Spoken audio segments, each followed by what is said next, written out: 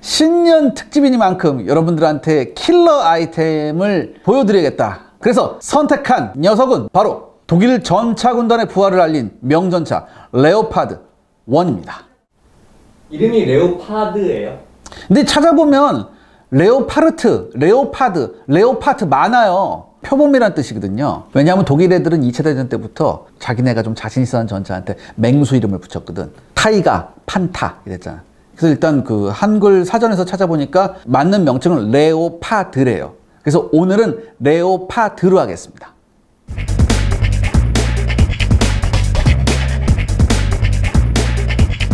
이때 당시에는 일단은 통일 독일이 아니라 서독이죠. 서독은 1945년에 패전한 이후에 10년간 군사력을 보유할 수 없었어요. 근데 냉전이 있으니까, 그러니까 2차 대전 끝나고부터 바로 냉전이 시작됐잖아. 그러니까 냉전의 영향으로 55년부터 군사력을 재건할 수 있었어요. 미국의 도움으로. 그 다음에 나토에도 참가를 하죠. 그래서 신생 서독 육군은 처음에 전차를 뭘 썼냐? 미국제 M41 워카 불독, 그 다음에 M47, M48 시리즈 썼다고 얘네가. 패턴 시리즈 썼는데 일단은 뭐 어쩔 수 없잖아. 얘가 뭐 패전하고 10년 동안 뭐 했겠어. 그냥 전후 복구하느라고 바빴지 무기 개발은 못했단 말이지. 그런데 미제 전차를 타보니까 정말 불만족스러운 거야 얘네가. 야, 그래 우리가 비록 전쟁에 졌지만 전차 하나는 우리가 잘 뽑았거든. 이런 생각이 있었다고. 그래서 무슨 생각이 들었냐? 자국 개념에, 그러니까 독일 자국의 작전 개념에 맞는 그런 국산형 전차를 우리가 가져야겠다. 이런 생각을 하죠. 그러면 이제 전쟁 끝나고 나서라도 네. 판터나 티거나 뭐 이런 것들이 다 파괴되진 않았을 거잖아요. 근데 남은 게 있었지. 근데 전쟁 후반기라서 별로 몇 개 없었어. 사실 프랑스 같은 경우는 아주 짧은 기간 판타를 썼어요. 야, 다 가져와 이 새끼들아 이래가지고 썼어. 아주 짧은 기간 썼는데, 그래서 프랑스가 나중에 전차 개발을 할 때 판터포 있죠? 그거를 베이스로 자기네가 전차포를 개발한다고. 아무튼 그랬는데 시대가 시대잖아. 그러니까 그 전쟁이 끝나는 이후부터 10년이 지났으니까 또 새로운 전차가 나와야죠. 아무튼 이렇게 해서 1956년에 나토 표준전차 계획에 따라서 신형 주력전차 개발을 결정합니다. 근데 이때 프랑스가 제가 방금 말씀드렸듯이 뭐야? 얘네 판터 써보니까 아예 달라. 자기네가 만든 그런 허접한 전차하고 달라. 그런데 당시 프랑스도 전차가 필요했어요. 자기네 개발. 왜? 언제까지 판터 써? 그러니까 그래서 서독군의 요구 성능과 유사한 나토 표준전차 계획이 있었어요. 프랑스도 요걸 진행했다고. 그러니까 어떻게? 야, 이럴 바엔 우리 같이 하자. 그래서 공동 개발하기로 합의해요. 프랑스하고 서독이. 근데 그렇다고 해서 공동으로 같은 전차를 개발하는 게 아니라 서로 다른 전차 개발해서 성능 테스트한 다음에 좋은 놈 선택하자. 나름 합리적인 방법이었어요. 그래서 58년에 이탈리아도 참가해요. 이탈리아도 참가했다가 정치적인 이유로 이탈리아가 빠져요. 그러니까 이탈리아가 왜냐면 이탈리아도 패전국이잖아. 그러니까 이탈리아가 이거 하려고 하니까 미국이 전차 살라고? 사게? 이랬단 말이야. 그래서 아니요. 형님 거 사야죠. 그래서 나와서 미국제 M60을 사요. M60A1을 선택을 하고. 근데 들리는 말에 하면 나중에 이탈리아가 M60 전차에 학을 뗐다. 나중에 레오파드를 라이선스 생산한다. 뭐 이런 얘기가 이건 나중에 얘기하고. 아무튼 1962년에 서독하고 프랑스가 각자 개발한 전차를 가지고 와서 이제 평가 테스트를 했는데 테스트 결과는 어떻겠어요? 뭐 자세히 언급은 안 되는데 독일제 전차 성능이 압도적으로 우수했대요. 그러니까 이게 바로 레오파드예요. 레오파드 1. 근데 프랑스가 어때? 자존심이 있잖아. 그래서 야, 똑같아. 해보면 별 차이 안 나. 우리 거 해. 이렇게 해서 평가를 무시해버려요. 프랑스가.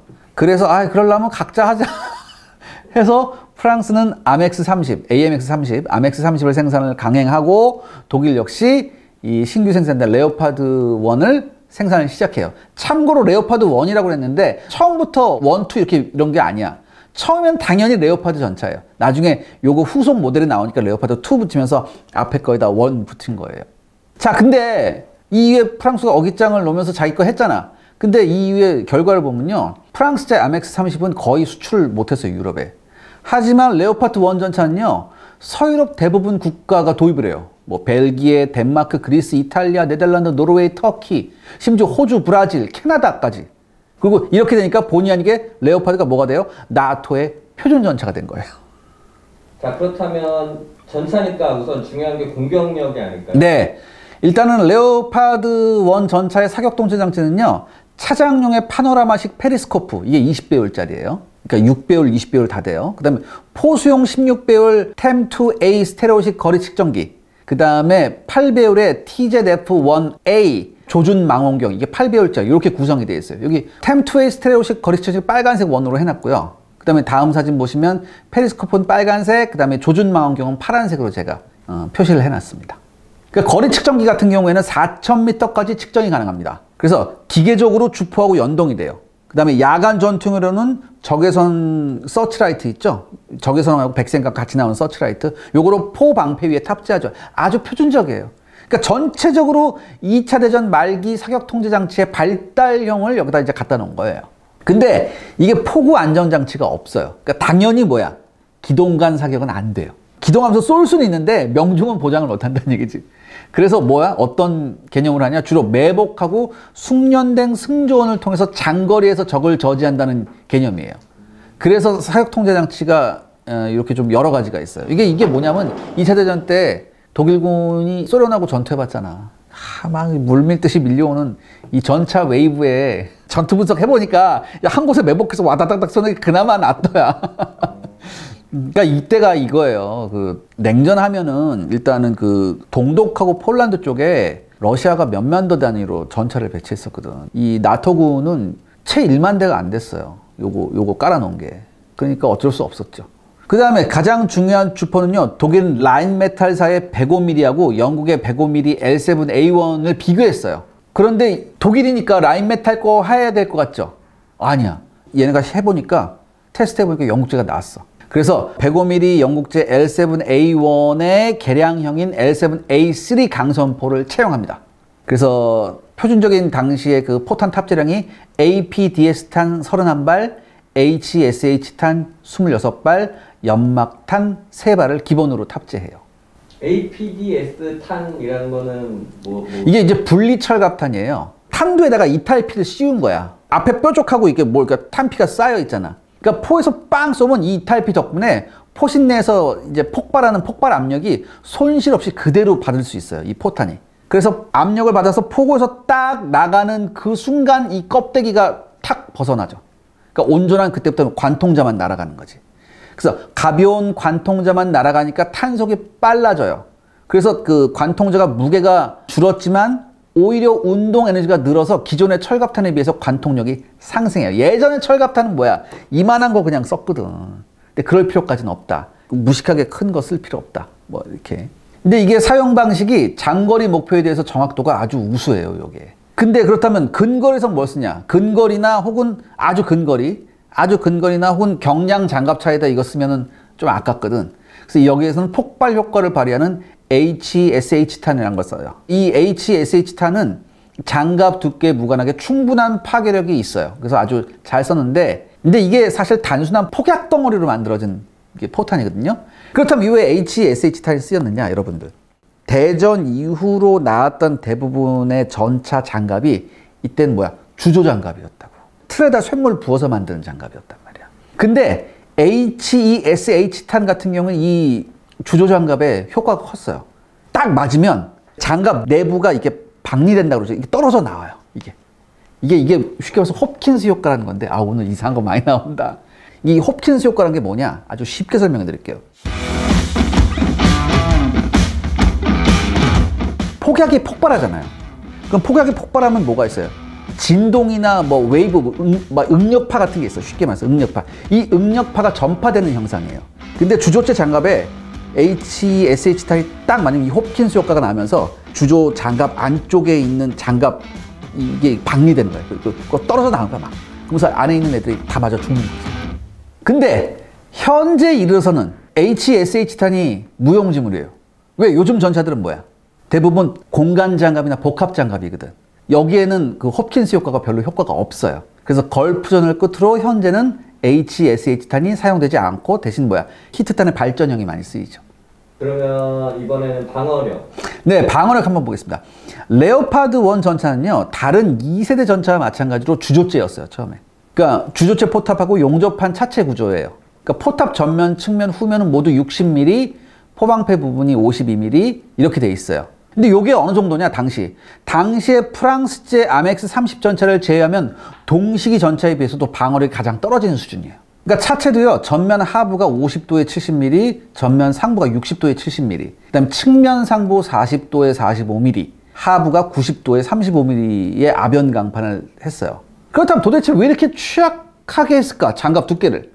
레오파드를 개발할 당시 개발진이 어떤 생각을 했냐? 그러니까 히트탄 있죠. 그러니까 성형자각탄. 성형자각탄이나 아까 말했던 APDS탄의 기술을 고려하면 전차 장갑의 두께가 무의미하다. 이렇게 생각을 했어요. 그럴 바엔 뭐야? 장갑을 약화시키는 대신에 기동력을 강화하자. 그래서 못 맞추게 하자. 그래서 기계와 보병과 같이 작전하는 방식으로 위협에 대처하는 게 훨씬 낫다. 이렇게 생각을 했대요. 어차피 그 매복해서 쏘고 그러니까 매복해서 따다닥 쏘고 도망가고 도망갈 때 느리게 도망가면 안 되잖아. 빨리 도망가야 되잖아. 근데 장갑이 두꺼워지면 무게가 늘어나니까. 그러니까 차라리 이 장갑 두께에 포커스를 두는 것보단 기동력에 포커스를 두자. 이런 설계사상이었대요. 그럴 만한 게 당시만 해도 복합장갑이란 기술이 상상도 못하던 시기잖아요. 그래서 나름대로 합리적인 판단이었다. 하지만은 이게 한계가 있었죠. 그래서 업그레이드되면서 새로운 장갑이 채용됩니다. 그건 뒤에서 제가 다시 자세하게 한번 설명을 드릴게요. 기동력에 중점을 뒀다. 그럼 이제 엔진이 아무래도 그렇죠. 이 레오파드 원전차는요, 후부 엔진룸에 엔진하고 변속기, 냉각 장치가 일체화된 파워팩 방식의 추진 시스템을 탑재해요. 지금은 파워팩이 기본이죠. 근데 당시에는 아주 획기적인 기술이었어요. 그래서 덕분에 2시간 안에 엔진의 완전 교환이 가능했어요. 당시로선 대단히 이게 빠른 시간이에요. 그 다음에 이제 이게 구획이 나눠져 있잖아. 파워팩 안에. 엔진하고 뭐 이렇게 트랜스미션. 그러니까 엔진룸의 피탄하고 화재에 대한 방어벽을 얘가 가지고 있어요. 그 엔진은 최대 출력이 830마력의 MTU사의 MB838 CAM500 디젤 엔진이에요. 아, 이름도 아주 디젤 엔진. 디젤 엔진 기술은 독일이 최고였거든요. 근데 이게 디젤이지만 다른 연료를 사용할 수 있는 다중연료 엔진이에요. 그러니까 급하면 넣을 수 있어. 휘발유도 넣을 수 있고 다 해. 하지만 기본적으로 디젤 엔진이기 때문에 다른 연료를 사용할 경우에는 출력이 좀 떨어지고 엔진에도 영향이 좋진 않아요. 그 다음에 이 현가 장치는 보시면 이게 토션바를 사용해요. 여러분 이 토션바는 제가 지금 영상 보여드릴 테니까 그걸 보시고 하시면 아마 쉬우실 거예요. So now let's talk a little bit about torsional bar suspension. Torsion bar suspension is nothing really new. It has been around for quite some time, however it's still used this day, and you're probably wondering, well, why is it not just given hydrogas suspension and replaced? Well guys, there's a number of reasons, but really it is still being used today, and it is very effective in being able to give good suspension to heavy armoured fighting vehicles. Torsion bar suspension basically works on the principle that a steel bar is preloaded in a wrong direction to allow the road wheels to be pressed constantly towards the ground. 그 다음에 1번, 2번, 3번, 6번, 7번 전륜에는 여기다가는 유압식 쇼크옵쇼바를 탑재했어요. 그래서 야지 기동력이 아주 좋았습니다. 레오파드 1이 이게 전투 중량이 40톤의 830마력 엔진이었거든요. 그러니까 톤당 마력을 하면 톤당 19.5마력이에요. 그래서 동시기의 전차 중에 가장 빠른 속도를 장난했습니다. 65km가 나왔어요. 시속. 항속거리는 600km가 나왔고. 이게 현존하는 3세대 전차하고 비교해도 떨어지지 않아요. 이 기동력이. 그 다음에 신뢰성도 아주 좋았거든요. 개량이 계속 되면서도 기동력 부분에선 전혀 개량할 만한 게 없었어요. 아까 말씀해 주셨던 어떤 업그레이드. 아, 이제부터 여러분들 제가 아주 복잡해요. 레오파드의 각 형식이 아주 복잡한데 제가 최대한 제가 핵심만 해서 했어요. 먼저 레오파드 1A1이에요. 레오파드 1이 취역한 지 6년이 경과한 1971년에 서독 육군이 레오파드 1 운영 경험하고 다른 나라의 전차 발달 현황을 한번 검토해 봐야 되잖아. 그러니까 야, 기본형은 이제 더 이상 안 되겠다. 이거 개량하자. 이렇게 해서 개량을 했어요. 이제 그래서 A1의 개량사항이 뭐냐면은 주포의 안전장치 도입. 그 다음에 차체의 사이드 스커트. 그러니까 바퀴 굴러가는데 뭐 히트탄 같은 게 날라오면 요걸 방어해주는 사이드 스커트. 그 다음에 NBC, 그러니까 화생방 방어장치 강화. 그 다음에 강 건너는 도섭 능력의 증가. 요런 거예요. 그러니까 NBC 방어장치하고 도섭 능력은 핵무기하고 화학무기가 대량으로 확산됐으니까 그 분위기 때문에 이렇게 됐었던 거고, 이 주포 안전장치는 이제 WSAI사라고 있대요. 이 회사의 안전장치를 했는데 포탑의 수평하고 차체 수직면 방향의 경사하고 상관없이 주포를 목표에 지향하는 능력을 주는 거예요. 그래서 이게 포수용 조준 페리스코프하고 연결되어 있어요. 그래서 주포를 조정할 수 있는데, 근데 이게 달렸다고 해서, 그러니까 요 당시에 요게 달렸다고 해서 진짜 현재와 같이 디지털 요즘엔 뭐 어떻게 돼? 디지털화돼 있고 그다음에 전기 유압 장치도 있기 때문에 아주 이동하면서도 아주 귀신같이 맞추잖아. 이 정도는 아니야. 그러니까 이동하면서 목표를 어느 정도 지향시킬 수는 있어요. 근데 이렇게 정밀한 사격은 안 돼요. 그러니까 사격 시의 명중률은 포수의 능력이 달렸어요. 대충 되는데 야 정밀한 걸 네가 알아서 해라 이거지. 그다음에 이 외에 이제 서머 슬리브라고 있는데 이 서머 슬리브가 뭐냐면은 포신이 있잖아요. 포신 있으면 포신 바깥에 이렇게 다시 한번 싸주는 거야. 요게 서머 슬리브가 제가 이렇게 표시를 해놨죠. 이게 이 서머 슬리브가 왜 필요하냐? 지열이나 외부 여론으로부터 포신을 보호하는 기능이 있어요. 그래서 이 실린더야 한마디로 실린더. 그러니까 밴드 형식으로 원통형으로 갖다 붙이는 거예요.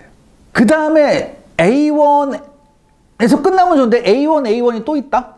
이건 A1은 아주 조금 개량한 거야. 그러니까 장갑이 조금 강화돼서 나중에 A2가 나거든. A2하고 동등한 방어력을 위해서 장갑을 조금 강화한 거. 그 다음에 포방패 부분에도 뭐 아변 장갑으로 강화시킨 거예요.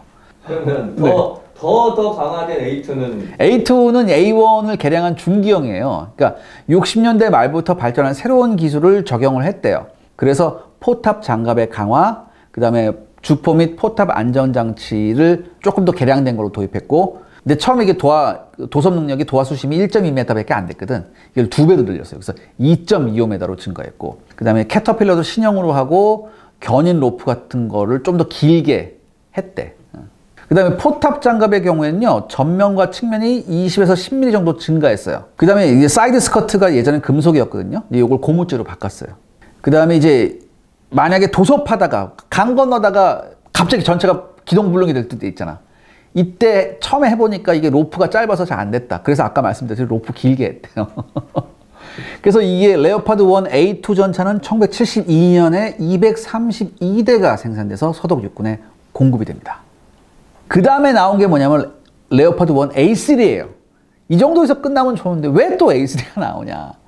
A2까지는 포탑이 뭐야? 주조제였거든. 근데 A3부터는 용접 구조의 공간 장갑으로 바뀌어요. 이게 아주 가장 큰 특징이에요. 그래서 포탑 내부 공간이 증가합니다. 그러니까 아무래도 쇳물 드리부섬은 약간 둥글둥글 하거든. 근데 뭐야, 이게 공간 장갑은 그 강판으로 한 거기 때문에 이게 각지였거든. 그러니까 아무래도 공간이 조금 증가해요. 그래서 승무원의 주거성이 조금 나아졌고, 그 다음에 가장 중요한 게 뭐냐면 공간 장갑 구조는요, 기본 장갑 외피에다가 복합재 파편 방지 라이너를 입힐 수 있어요. 그래서 요걸 추가했는데, 요게 왜 그러냐. 이때부터 나온 APF-SDS 탄 때문에 그래요. 날개 안정 분리탄이라고 하는 거, 요즘 쓰는 거. 그러니까 이게 히트탄에는 별로 방어 효과가 없는데 APF-SDS 탄 같은 경우에는 이게 효과가 꽤 있었어요. 왜 그러냐, 여러분들. 이게 APF-SDS 탄의 관통을 직접 방어하는 건 아니에요. 근데 문제가 뭐냐면 요 탄이 관통한 이후에 전차 내부로 들어오면서 막대한 충격파 때문에 전차 내부의 장갑이 박리돼요. 또 떨어져 나온단 말이야. 근데 파편 방지 라이너가 있으면 요거를 차단해줘요. 그러니까 통상적으로 파편 방지 라이너가 적용되지 않은 전차가 이 APF-SDS 탄을 맞으면요, 거의 90% 살상률로 전 승무원이 사망해요. 거의. 근데 파편 방지 라이너가 들어가니까 아주 운이 좋으면 관통해도 내부 인원이 살상당하지 않을 가능성도 있었어요. 이게 아주 중요한 겁니다. 아무튼 A3 전차는요, A2하고 연결해서 곧바로 생산이 돼서 110대가 생산돼요. 그래서 서독군에 인도가 됐고, 이외에 덴마크군용으로 76년부터 78년 사이에 120대가 생산됩니다. A3가 끝인 거죠? 아니에요. 이게 A4도 있어요. 이게 74년부터 76년 사이에 250대가 생산된 건데, 이 무렵에 소련의 T-64하고 T-72 전차에 대응할 수 있는 레오파드2 전차 생산이 필요했어요. 근데요, 생산을 위한 준비가 필요했어요. 또. 그러니까 생산이 필요했는데 생산을 하기 위한 준비도 필요했다는 얘기야. 이해가죠? 그래서 실제 레오파드2 전차는요, 1979년부터 생산을 시작하거든요. 근데 성능이 떨어지는 기존의 전차를 대량 생산할 필요가 없잖아. 그러니까 어떻게 해요? 레오파드 1 A4 전차는 A3와 기본적으로 동일한 전차예요. 다만 탄도 컴퓨터를 신형으로 바뀌었어요. 그래서 사격 통제 장치에 대한 집중적인 개량을 한 그런 전차죠. 그러니까 한마디로 이거 뭐예요? 땜빵이에요. 땜빵. 뭐 이렇게 많아요, 종류가? 이게 독일제 특징이에요. 내가 방금 말했잖아. 근데 아직 조금 남았어. 최대한 내가 짧게 할게. 그 다음에 이제 레오파드 AS1이 있어요. 이게 오스트리아라 뜻이야. 72년에 호주군이 원래 호주군이 뭐 썼냐면 영구제 센츄리온 썼다고. 근데 요걸 대체용으로 미국제 M60하고 레오파드 1A2 전차를 테스트해봐요. 테스트 결과가 나왔어. 어떻게 나왔겠어? 야, 레오파드가 압도적으로 나왔다. 그래서 근데 호주군이 사격 통제 장치의 개량을 요구했어요. 그래서 벨기에제 최신형 사격 통제 장치를 탑재한 레오파드 1A3 전차가 호주에 수출되고 이게 바로 뭐예요? 레오파드 1AS1이에요. 그러니까 이 벨기에의 SABCA라는 회사에서 만든 사격 통제 장치를 탑재했는데 이 사격 통제 장치는 거리 측정기, 탄도 컴퓨터, 각종 센서를 하나의 시스템으로 일체화시킨 유럽 최초의 전차용 사격 통제 장치예요. 벨기에도 무서워요. 그 다음에 아날로그식 탄도 컴퓨터를 탑재했어요. 그래서 레이저 거리 측정, 기온, 기압, 장약 온도, 포신 마모, 풍향, 풍속 등의 센서를 이런 데이터를 종합해서 사격할 수 있는 이런 엄청난 사격 통제 장치였습니다. 그래서 포수하고 전차장이 모두 조종이 가능한 우수한 시스템이에요. 요게. 그래서 호주는 이 전차를 76년부터 78년까지 90대를 발주받아서 그래서 이걸 어디에 배치했냐? 제1 로얄 오스트레일리아 기갑 연대에서 운용을 합니다. 아주 좋았습니다. 이렇게 좋은 거면은 네. 서독도 이거를 또 이렇게 썼으면 아까 들어봐. 안 그래도 또 줄줄이 나와. 나도 짜증나요. 그 다음에 있는 게 레오파드 C1이야. 이 C는 어딜까? 캄보디아? 콩고? 쿠바? 다 친서방 국가가 아닌데? C는 캐나다예요. 캐나다 육군도 역시 뭘 썼었냐? 센츄리온 썼었어요. 근데 센츄리온 가지고 안 되겠다. 뭐 쓸까? 봤는데 보니까 레오파드가 너무 좋았다는 얘기죠. 그래서 66년에 이미 2대의 레오파드 1 전차를 평가해왔어요, 얘네가. 그래서 채용을 결정하려고 이제 왔다 갔다 예산 확보하고 있는데 호주군이 했던 거 있죠. AS1. 요걸 보고 보니까 아, 저게 괜찮네? 그래서 이 AS1하고 동일한 현대화 개량을 실시해요. 그래서 당시 나왔던 레오파드 1 시리즈 중에서 가장 강력한 성능을 가지고 있었대요. 근데 여기다가 또 야간 전투 능력 향상을 더 해야 된다. 그래서 서치라이트하고 또 함께 쓴 게 뭐였냐면 PZB-200 저광량 TV를 포방패 위에 탑재했어요. 그래서 이 전차가 78년부터 79년 사이에 114대가 생산돼서 이제 캐나다로 넘어가게 되죠. 그럼 이게 최강의 네. 그 당시 이제까지 나온 것 중에서 제일 괜찮은 거예요. 그러면 서독도 그걸 쓰면 되잖아요. 그러니까 이제 나온다고. 시청자 여러분들의 구독과 좋아요는 영상 제작에 정말 큰 도움이 됩니다. 여러분들 부탁드리겠습니다. 구독과 좋아요. 얘네도 뭐 이렇게 개량해서 팔아보니까 괜찮아요. 그 또 소독도 이런 생각한 거야. 야, 이거 그러니까 레오파드 1이 워낙 기본이 괜찮았거든. 80년대 초부터 전체적인 성능 개량을 해가지고 2000년 즈음까지 한번 써보자라는 이런 계획을 진행을 해요. 왜냐? 근데 뭐 레오파드 2도 생산했잖아, 79년부터. 근데 아직 수가 충분하지 않았거든, 예산 부족으로. 그 다음에 아까 말씀드린 대로 T-64고 T-72를 충분한 숫자의 레오파드 2로 할 수 없으니까 일단 가지고 있는 걸 개량할 필요가 있었지. 그래서 어떻게 개량하냐? 똑같아요. 야간 전투 능력 향상, 포의 발사 속도하고 정확도 향상, 기동간 사격 능력 강화 등등등등. 그래서 어떻게 하냐? 포수용 연령성 사이트, 신형 사격 통제 장치 컴퓨터, 그 다음에 신형의 105mm 포탄을 탑재합니다. 그래서 화력만큼은 3세대 전차하고 큰 차이가 없을 정도였어요. 그래서 독일은 이렇게 최종 끝판왕 개량형을 뭐라고 부르냐? 레오파드 1A5라고 합니다. 개량이 1986년부터 1992년까지 1300대를 개량해요. 그러니까 그동안 자기네가 가지고 있던 거 거의 다 개량한 거야, 이걸로. 근데 여기에는 그리스군용으로 생산된 75대도 포함되어 있어요. 특히 중요한 게 뭐냐? 당시 최신형이었던 레오파드 2의 사격 통제 장치를 레오파드 1에 이식합니다. 그런데 레오파드 2 전차는 120mm 활강포예요. 그러니까 105mm하고 특성이 다르잖아. 그래서 105mm 주포와 포탄에 적합하게 프로그램을 수정해요. 요거 배운 게 우리나라야. K2용 120mm 그 전차포의 사격 통제 장치를 K1A1에 적용시켰고 다시 105mm를 쓰는 K1에 다시 한번 프로그램 수정해서 우리도 이렇게 했거든. 요거 독일한테 배운 것 같아요. 또 하나 주목할 점이 있습니다. 뭐냐? 처음에 105mm 뭐 썼어요? APDS 썼었죠. 근데 이제는 105mm용 APF SDS 탄이 나와요. 이스라엘 기술을 기반으로 개발된 105mm용 APF SDS 탄을 이제 적용시키는데 이렇게 되면 뭐야? 균질 아병강파 450mm 이상을 관통할 수 있었어요. 이렇게 되니까 2000m에서도 문제없이 소련제 T-72 전차를 격파할 수 있었습니다. 그러니까 이렇게 되니까 뭐 레오파드 2가 나올 때까지 충분히 그 갭을 메꿀 수 있는 거죠. 그리고요, 여기서 캐나다가 또 나섭니다. 96년에 캐나다군이 아주 획기적인 현대화 계획을 발표해요. 장비 교체하는 게 아니라 아예 새로 한 레오파드 1 A5 있죠? 이 전차 포탑을 아예 그냥 도입해버려요. 얘네가 완세트로 얘네가 만들어 놨으니까 그냥 그래서 그 포탑을 자체를 교체하는 방식으로. 그래서 훈련용하고 시험용을 포함해서 운용 중인 114대보다 많은 123개의 포탑을 도입합니다. 그러니까 뭐냐면 로테이션 시키려고. 114개.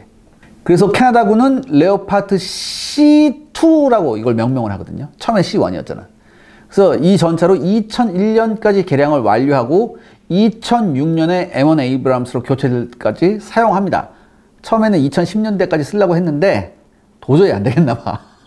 그래서 나중에 욕을 많이 먹어요. 캐나다 의회에서. 야, 이거 겨우 5년 쓰고 M1 에이브람스 교체할 거 겨우 5년 쓰고 이렇게 막대한 돈 들였냐. 그래서 막 욕을 좀 많이 먹었었어요. 그때 좀. 그 다음에 여기서 끝이냐? 한 번 더 나가요. 그러니까 그냥 끝판왕이야. 레오파드 2를 써 이렇게 맞아. 지금 바로 그 얘기야. 레오파드 1 A6 전차가 87년에 소독 육군의 주포 120mm 활강포로 교체하려고 그랬어. 레오파드 2가 쓰는 거하고 똑같이. 그래서 신형 사격 통제 장치에다가 포탑과 차체 증가 장갑 장전 이렇게 해서 CG 전차까지 나왔어. 8대가 나왔어.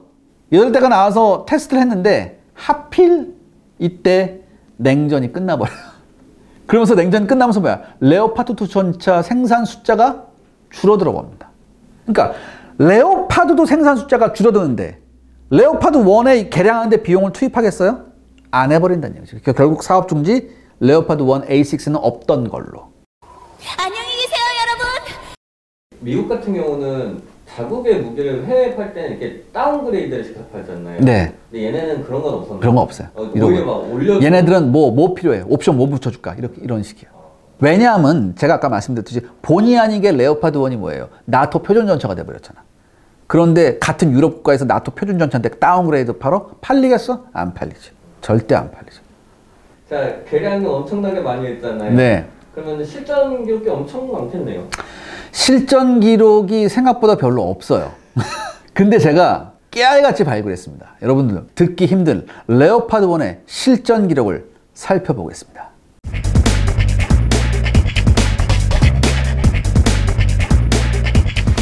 레오파드 1의 실전 기록이 가장 많은 나라는 의외로 터키입니다.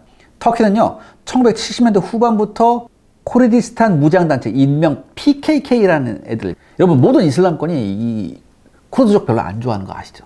근데 이 쿠르디스탄이 무장단체하고 분쟁을 겪었어요. 70년대 후반부터 터키가. 그러니까 이 PKK가 뭘 터키한테 요구했냐? 이 쿠르디스탄의 자치권, 혹은 독립, 터키 내 쿠르드족에 더욱 확대된 정치적, 문화적 권리를 요구했단 말이에요. 당연히 터키는 쌩 깠단 말이지. 무엇이 쿠르드족 같은. 그러니까 뭐야? 이 PKK 입장에서는 이런 뭐 해야 돼? 이쪽 동네 애들 특징? 테러 해야 돼. 테러를 일삼으니까 터키군하고 전투를 해요. 이 PKK가. 그래서 1990년대 터키 군부가 PKK와의 전투에 레오파드 1을 투입합니다. 그러니까 서방 언론에 따르면 터키군이 레오파드 1 전차를 이용해서 쿠르드족 일부를 추방했다. 그리고 수많은 인권 침해를 이 탱크를 사용해서 자행했다. 이렇게 얘기를 해요. 이게 무슨 소리냐? 그러니까 PKK가 전차가 없는 애들이잖아. 레오파드 1 밀고 마을을 완전 밀어버렸어요. 터키가 여러분들 이슬람권에서는 그나마 좀 서구적이지만 얘네들도 언론 통제 엄청나요. 우리 같은 생각하면 안 돼. 그러니까 얘네들 언론 통제하면서 분쟁 지역에 대한 정보를 철저히 통제했다고요. 그러니까 터키하고 쿠르드족 분쟁에 대한 유명한 전문가가 누구 있냐면 알리자 마르쿠스라는 여자가 있어요. 이 여자가 자신의 저서 피와 믿음이라는 저서가 있어요. PKK와 쿠르드족 독립전쟁이라는 책에서는 뭐라고 했냐면 터키의 주요 전차 6대가 전투에서 결정적인 역할을 했다고 했었거든. 그러니까 무슨 얘기냐? 90년 봄에 터키군이 시리아 국경에 누샤야빈에 전차를 투입했대요. 그러니까 PKK 대원들이 전차하고 처음 맞닥뜨려 보면서 거기서 엄청난 사망자가 나와요. 그러니까 이 이후에 PKK 전투원 장례식이 있었어요, 한번. 그러면서 얘네들이 이러잖아. 막 AK 소총 막 쫙 하면서 우리가 까부숴야 될 건 뭐다? 터키야. 터키군의 저 깡통 같은 전차다. 이런 얘기를 해요. 말은 이렇게 했는데 어마어마하게 고심을 하죠. 터키군의 전차하고 어떻게 싸워야 될지. 그러니까 이건 뭐예요? 한마디로 터키군의 주력 전차가 쿠르드족 전사와 끊임없이 대치하는 요인이었다. 이 전차가. 그리고 93년 늦여름, 아마 8월이나 9월쯤이었을 텐데 터키 전차 여단이 PKK 전투원이 총격을 했다는 것으로 의심되는 시리아 국경의 시칠의 시내에 터키의 전차 여단이 들어가 버려요. 그래서 이 전차 공격으로 노인 1명하고 어린이 2명이 숨지고 4명이 부상당합니다. 민간인 4명이 부상당했는데 이거는 뭐 그냥 쓸어버렸다는 얘기죠. 그나마 뭐 민간인 부상 요거밖에 안 나온 건 기적에 가깝대요. 그리고 95년 여름 쿠르드족 전사들이 이라크로 진입하려고 했었거든. 요때 터키군 전차포의 포격으로 얘네가 완전히 거기서 와해가 돼버려요. 그렇다면 왜 이거를 레오파드 1으로 의심해 볼 수 있냐? 당시 터키군이 보유한 가장 강력한 전차가 레오파드 1이잖아요. 그럼 당연히 레오파드 1을 보냈을 것이다. 그러면 터키 말고 다른 곳에서도 시도하는 사례가 있을까요? 바로 보스니아하고 크로아티아, 바로 유고 내전입니다. 여기에 덴마크군이 평화유지군으로 들어가요. 그래서 덴마크군이 상당히 많은 병력을 보냈어요. 1,400명 정도를 보냈는데 1차로 보내고 2차 추가 병력을 보낼 때 덴마크가 레오파드 1A5DK 덴마크 버전 요거를 투입합니다.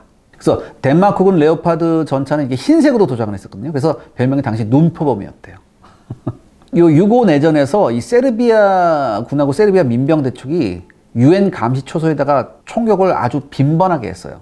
이렇게 총격이 있을 때마다 덴마크군의 레오파드가 나서서 무력 시위를 했어요.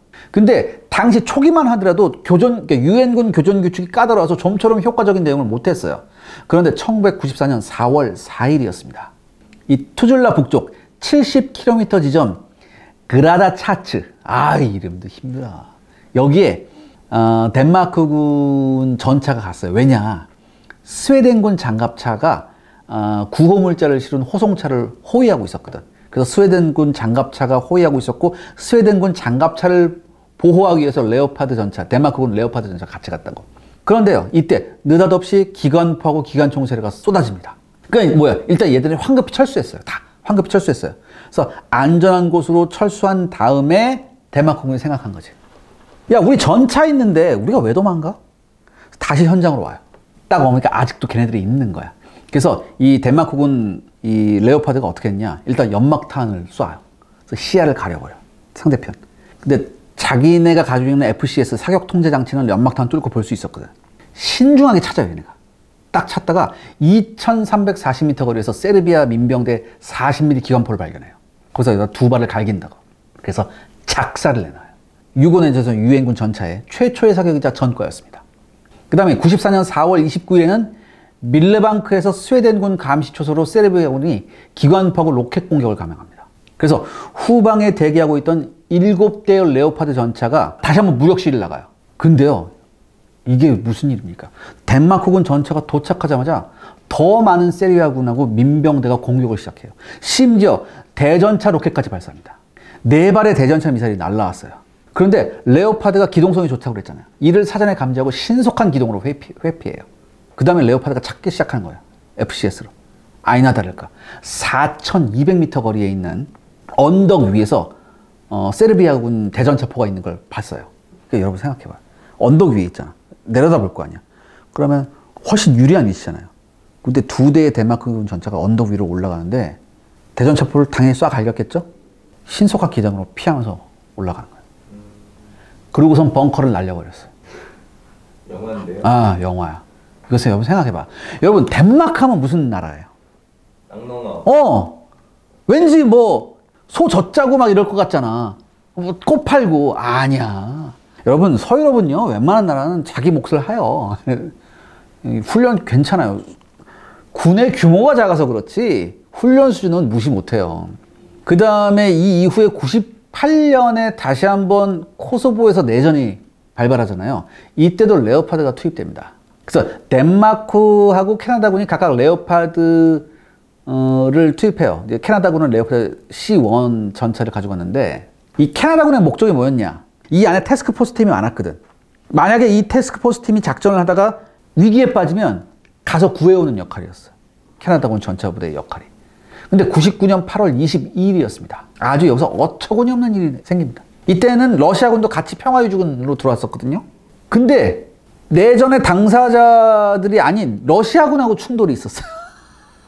러시아군이 그때 뭘 가져왔냐면 BTR-80 장갑차를 가져왔었어요. 그 근처에, 그 캐나다군 근처에. 근데 이 러시아군 BTR 장갑차 승무원들이 보드카를 마셨어요.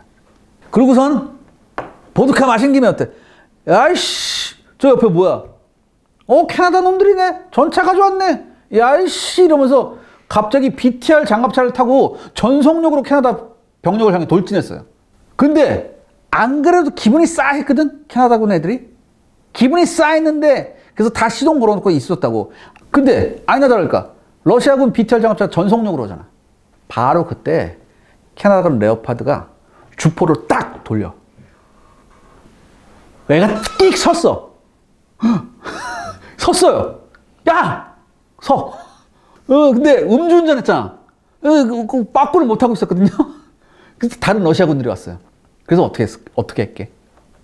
얘네가 합세해서 같이 막 이랬을까? 아니야. 다른 러시아군들이 오더니 BTR 장갑차 문을 열 다음에 안에 있는 승무원들을 끌어내서 구타를. 미친. 그래서 막 캐나다군한테 미안. 그래서 이때 캐나다군은 보스니아 때 같은 교전은 없었다고 하더라고요. 하지만 캐나다군의 레오파드 C1이 아프가니스탄 전쟁에 참가합니다. 2006년, 그러니까 퇴역하기 직전이죠. 여기를 겪어보고서 M1 에이브람스로 바꾼 거야, 사실. 2006년 9월에 장갑판으로 강화된 세대 불도저가 탑재된 그 레오파드 C1을 가져가요. 이게 유명한 메두사 작전이었는데, 이 게릴라전을 벌이던 탈레반이 칸다하르 파슈물 해서 재래식 전선을 구축했어요. 그러니까 뭐 참호 파고 이렇게 바리케이트 놓고서. 여러분 그거 아시죠? 이 아프가니스탄이 세계적인 양귀비 산지예요. 여기를 지키고 있었다고 얘네가. 왜냐하면 얘네가 이게 돈줄이었거든. 그러니까 여기를 작살 내려온 거야. 그래서 여기에 여러 벙커까지 설치했어요. 그 다음에 곳곳에다가 IED, 사제 폭발물하고 지뢰까지 매설해놨다고. 이때 공세를 담당한 게 캐나다군 전투단이에요. 그래서 미국군 특공대, 덴마크군, 네덜란드군이 지원을 하는 거예요. 그래서 캐나다군이 일단 돌격하기 전에 포격 준비 사격으로 적의 진지를 완전히 전차포로 쑥대밭을 만들어놔요. 그 다음에 캐나다군의 레오파드가 전진을 하니까 미 공군이 와서 엄호를 하죠. 근데 거기서 빗발치게 뭐 기관포탄하고 뭐 대전차 포탄 RPG가 날라왔거든. 이거 다 뚫고 들어가요. 그래서 안전하게 불도저로 길을 밀어버리고 연합군하고 함께 그 난관을 극복하고 마침내 방어선을 돌파합니다. 이 캐나다군 전차 덕분에. 그래서 치열한 전투 끝에 9월 13일 날 탈레반이 여기서 항복을 해버려요. 그러니까 최소한 수백 명의 탈레반군이 사망했다고 하는데 일부에서는 2,000명 정도 사망했다. 뭐 이렇게 되고, 이게 전투가 얼마나 치열했냐. 캐나다군이 사상자가 무려 100명이었어요. 그러니까 단일 전투에서 100명의 캐나다군 사상자가 났다. 엄청 큰 전투였습니다. 그러니까 이 메두사 작전은요, 캐나다군뿐만 아니라 미군한테도 마찬가지로 아프가니스탄 같은 대게릴라 작전에서도 주력 전차가 필요하구나. 이걸 절실하게 깨닫게 해요. 그러니까 처음에 캐나다군이 뭐 하려고 했었냐면 쟤네가 어차피 게릴라니까, 중포 없는 게릴라니까 처음에 뭐가 가져가려고 했었냐? LAB-3, 그러니까 라브-3라고 보통 하는데 라브-3 보병 전투차를 가져가려고 했어요. 이게 25mm 체인건이 있었거든. 근데 이걸로 충분하다고 이거 하려고 했는데 와서 보니까 뭐야? 얘네가 장애물하고 장벽 같은 게 많았거든. 그러니까 뭐야? 이게 라브-3 장갑차가 이게 바퀴, 그러니까 장륜식이에요. 근데 장륜식은 아무래도 뭐예요? 장애물 극복하는 게 힘들잖아. 그러니까 전차 가져오자. 그 다음에 아무리 게릴라라도 완전히 화력으로 제압하기 위해서는 25mm 체인건은 택도 없다. 이걸 또 깨달았습니다. 그래서 전차가 중요하구나. 그런 생각을 했죠. 여기서 안타까운 게 하나 있습니다. 원래 전차의 실전 기록이면 뭐가 있어야 돼? 전차가. 그렇지. 전차가 뭐 그게 없네. 그게 없어. 그래서 전쟁 났지. 근데 러시아군 한 T-62나 이런 거라도 한번 붙어봤으면 좋겠거든. 근데 이게 없네. 이게 없어. 성능이 되게 좋은 전차잖아요. 네네. 우리나라하고는 어떤 인연이 없었나요? 이 여담이긴 한데 70년대 초반에 북한군이 T-54, 55 전차를 대량으로 획득해요. 그 다음에 70년대 후반부터 T-62 전차를 대량 양산한다는 계획을 진행시키고 있어서 이게 우리 정보부에 포착이 된다고. 그러니까 북한군의 엄청난 기갑전력 증강에 대응해서 한국 육군도 기갑전력을 이때 M48 쓰고 있었거든. M47, M48 쓰고 있었거든 우리가. 그러니까 미 육군한테 우리가 얘기를 한다고. 우리 너네가 주력 전차로 쏘는 M60 달라고. 그리고 심지어 우리가 이거 라이선스 생산하겠다고. 근데 미국이 거절해요. 뭐라고 해야 예산상도 우리가 좀 안 되고 근데 북한이 현실적 위협이 좀 낮아. 전쟁 안 할 것 같거든. 이러면서 거부해버려요. 그러니까 빠개 쳤지 우리가. 빠개 쳤지 우리가. 완전 빠개 쳤어. 그래서 전차 자체 개발 해버리자. 그래서 한국 육군이 전차의 자체 개발 및 양산을 위해서 1970년대 중반부터 한국 지형에 맞는 한국형 차기 전차 계획을 시작을 하고요. 이와 동시에 독일하고 접촉해요. 그래서 레오파드 라이선스 타진을 한다고. 그래서 뭐야? 얘기가 정말 잘 됐어요. 그래서 어디까지 갔냐? 계약 직전까지 가요. 이때 미국이 화들짝 놀라지. 왜 놀랐겠어? 이게 여러분들 70년대 중반 이후면 예전에 제가 팬텀 때만 한번 말씀드렸죠. 70년대 전까지는 무상으로 줬거든? 근데 베트남전 이후 75년, 그러니까 70년대 중반 이후부터는 팔았단 말이야. 근데 만약에 한국이 독일제 레오파드 전차를 들여오기 시작하잖아? 그 다음에 한국이 자체적으로 전차를 개발한다고 하고, 이 기술을 가지고, 그럼 미국 입장에서는 중요한 시장 하나를 잃어버리는 거예요. 그러니까 미국이 화들짝 놀랐죠. 더군다나 동맹국한테 보여줄 수 있는 뭔가 있잖아. 다른 동맹국들이 어떻게 보겠어? 야, 쟤네는 뭐 저러면서 쟤 이러네. 미국은 도와주지도 않고. 이런 소문이 돌 수도 있단 말이에요. 왜 한국이 저걸 택했을까? 이런 얘기가 돌 수도 있어요. 그러니까 이럴 바에는 미국이 우리가 나서서 쟤네의 전차 개발을 돕자. 그런 게 있었죠. 그렇게 하면서 앞으로의 시장 확보를 계속해서 하자, 우리가. 이게 미국이 우리한테 팔 게 전차밖에 없는 건 아니잖아요. 오히려 뭐야? 전투기나 이런 거 등등 미제 무기를 팔 게 많잖아요. 근데 전반적으로 봤을 때 시장 하나를 잃어버리면 안 된다고. 이런 것 때문에.